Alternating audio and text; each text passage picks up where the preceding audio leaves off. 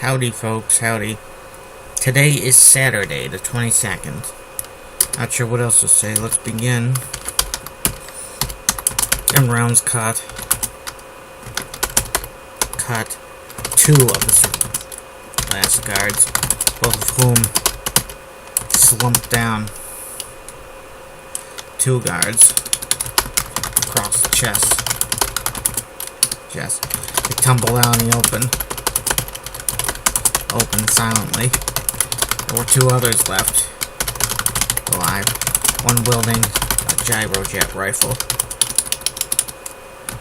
That rifle that he fired twice quickly. They're leaning out to the open. His volley caught one of the armored suits right about the chest. The fierce warrior's cry. The Jade soldier dropped to his knees and on his side. He was seized by my two comrades and dragged out of the open, but he was already dead by then. A ragged wound to his chest, smoking and dripping blood.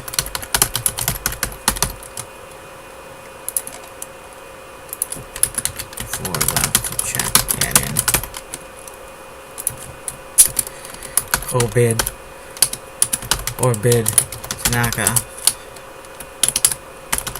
Tanaka joined the fight.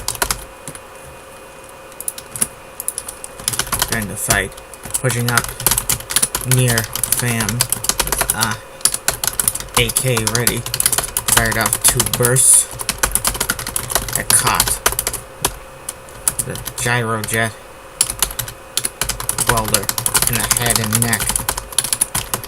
The next time he leaned out, but not learned out, he pitched in the open, somehow letting out a groan, even though he should have been killed instantly. Two others. Fam's second in command. Tak Do appeared next. He tossed out two grenades down the tunnel, and that flushed out the last fellow who got caught by the blast and sent flying forward, landing practically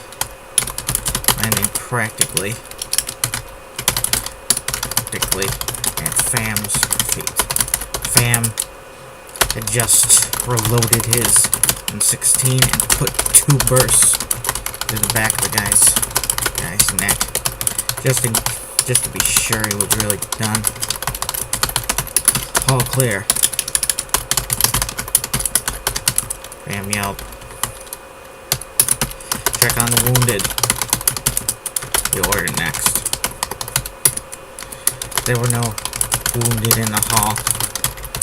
There was just that one friendly in an armored suit. Goha Zolkio.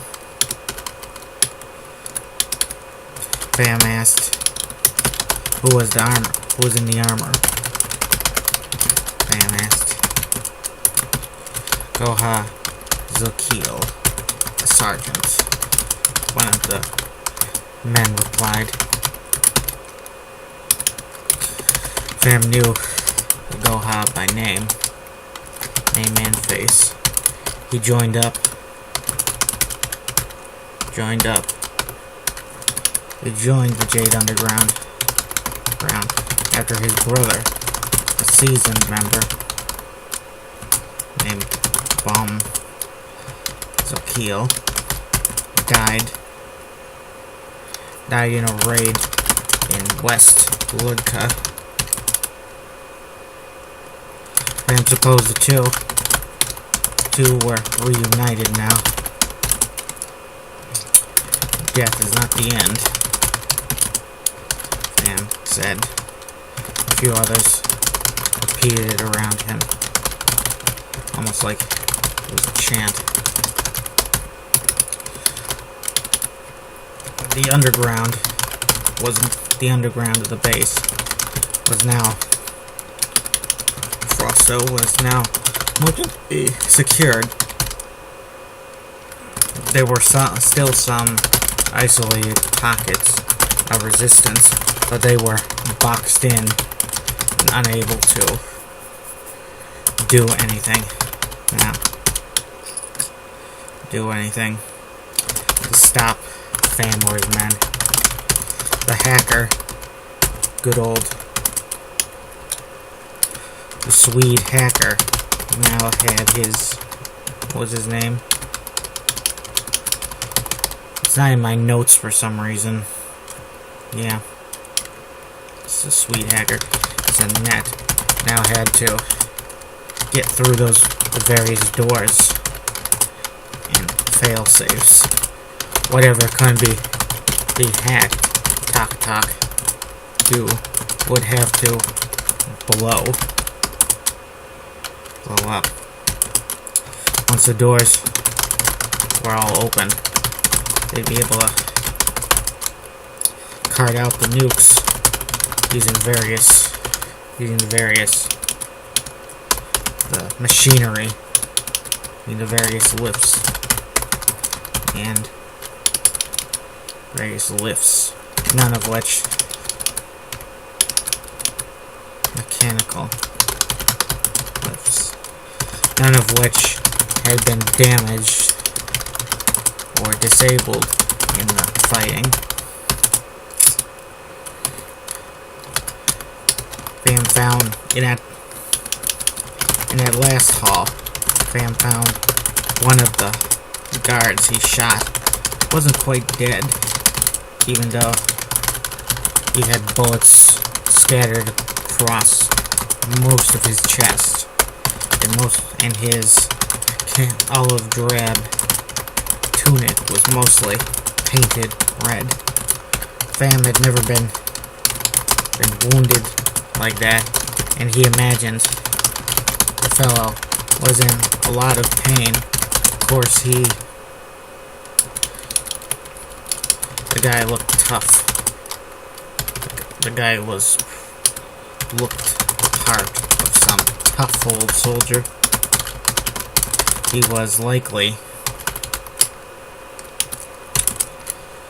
was dedicated.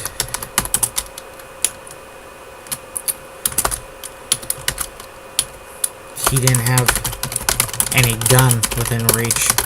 If he had, he would have definitely put a bullet in Fam's forehead. Fam kept a weapon trained on the dying man, just in case he had some rifle, some knife hidden. I was gonna stab Fam in one of his boots. Or perhaps he had some hidden grenade. It didn't mean anything. It didn't make a difference. The Jade, even if Fam, Talk, and his other loots were blown up, and his dying man, Grunt, their mission was still a success.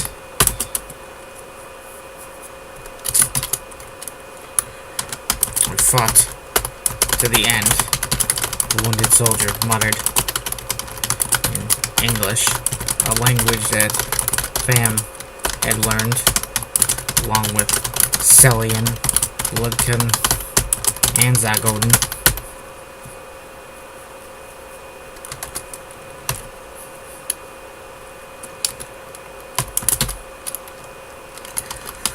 We still failed.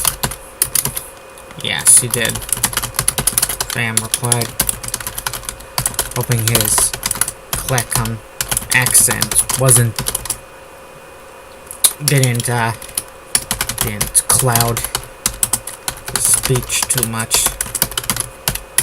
Fam was never really confident speaking a foreign tongue, no matter how familiar he was with it. I should check and say if I said earlier that he didn't speak English, or that he did. Anyway, I got a lot of notes to work through today.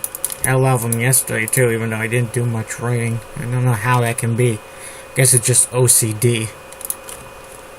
Familiar he was with it. You fought bravely, and that is very commendable. Sam said, people will speak well of you. Tan, bushy eyebrow. I should mention, describe the soldier, so the reader isn't just seeing like a blank face, I guess. Probably younger than he looked. Let's see. Probably speak well of you. You and your men could have given up, but you gave your lives instead. The soldier spat up a terrible phlegm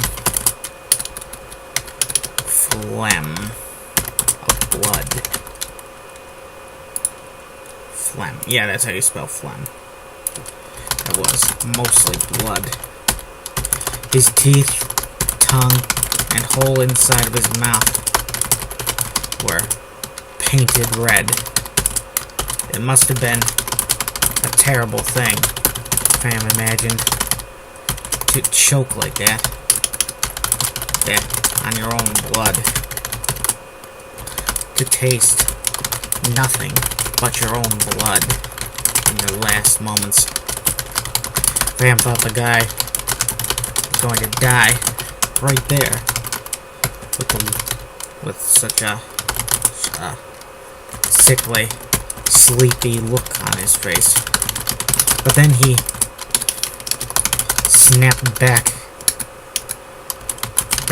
into the world of the living, a temporary matter. Fam was certain. It was like the guy had to get a few more words out, like something almost supernatural was keeping him in this world.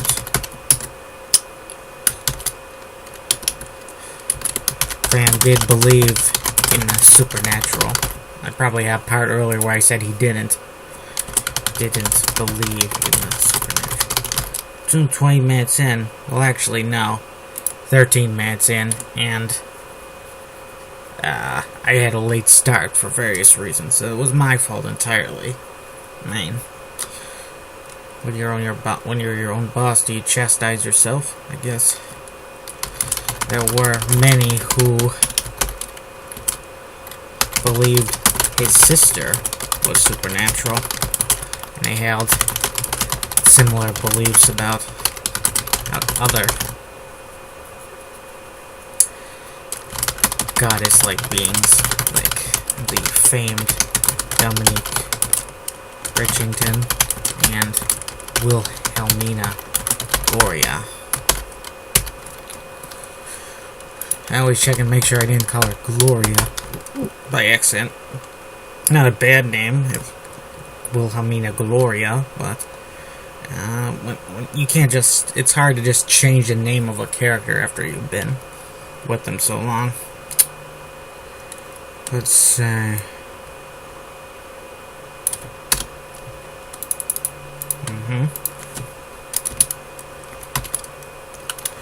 You will pay for this, the dying soldier said. Graham smiled a little. It's such a cliche line. Or something.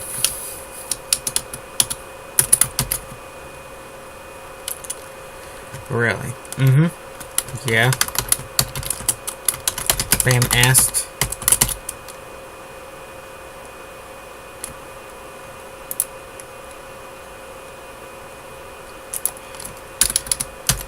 The man nodded, probably nodded weakly. Yes. You'll suffer for whatever they're going to do. Those nukes, the man said. The world has had it up. Has had it with you, Jade. They're going to exterminate you.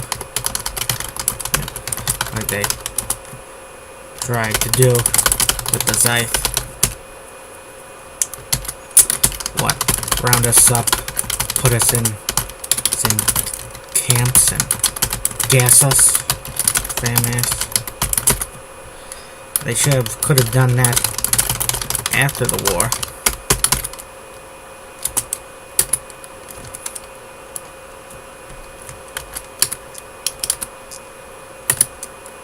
Fam supposed the Jade people deserved. Let's see. Yeah, thought of those camps, those Scythe camps often. The Scythe never waged a great and terrible war on the world like the Jade had. But even that, but despite that,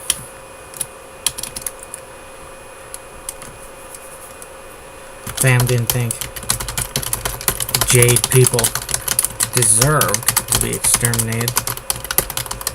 But he was sure. Well, of course he won, because he's a Jade himself. Fam was sure there were plenty of people on the Allied side who, if they were in power, would have tried to exterminate the Jade. There were certainly many bloody massacres on the Jade continent during the invasion Operation Dreadnought, which saw whole villages, towns and villages, wiped out. Can anyone tell me what the difference between a town and a village is? Why the hell do these terms even exist? The village of such and such, the town of such and such, the city of such and such. They call places cities even though they have, like, I don't know, a little more than a town's worth of people.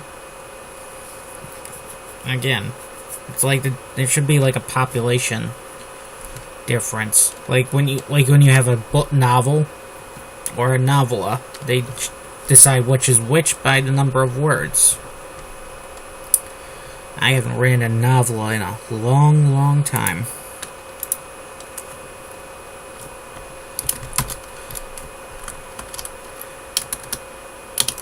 Yeah. The dying man coughed. I just called him the man earlier. Does that mean he was not dying for a moment? A little earlier? Like he stopped himself from dying? Like maybe death went and checked on somebody else, some other person dying in some other random part of the world?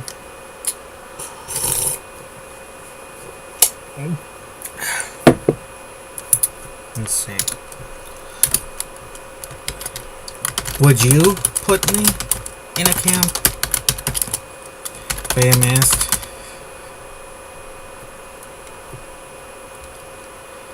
Let's see, like Jay had. Even if they had the extermination, exterminating him was still harsh. Would have been very harsh. Oh, the whole race.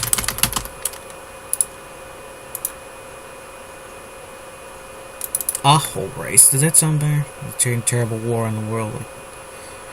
Yeah, they had exterminating a whole race. Would have been a bit harsh. Yeah, but it has happened in the past. I mean, the Mongols probably wiped out many races of people in their conquests. I think they said that was the most devastating war in human history, even on top of World War II. But I don't know. I could imagine what it would have been like to see that with your own eyes. That's again, see versus telling. It's one thing to hear about the Mongols wiping out whole cities of people, but it's another thing to see it, you know? Not that most people would want to see it. It would probably traumatize most people to the point they'd go insane.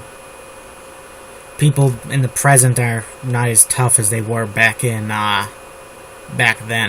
Back then, you lose your whole family to Mongol invaders. That's just something that happens. You'd be grateful that you didn't get Mongoled as well.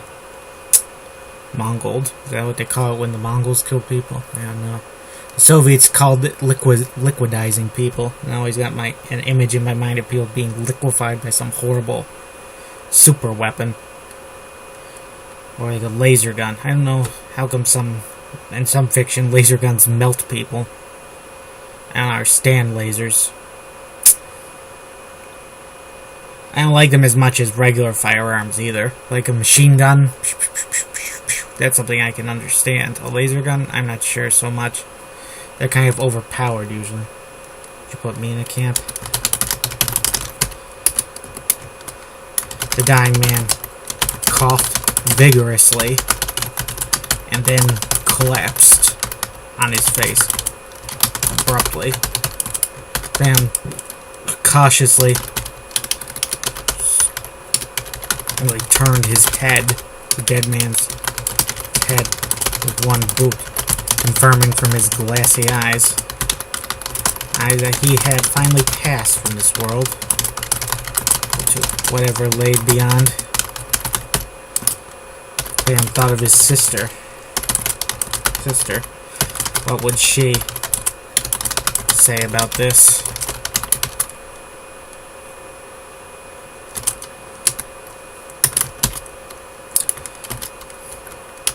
You probably would have.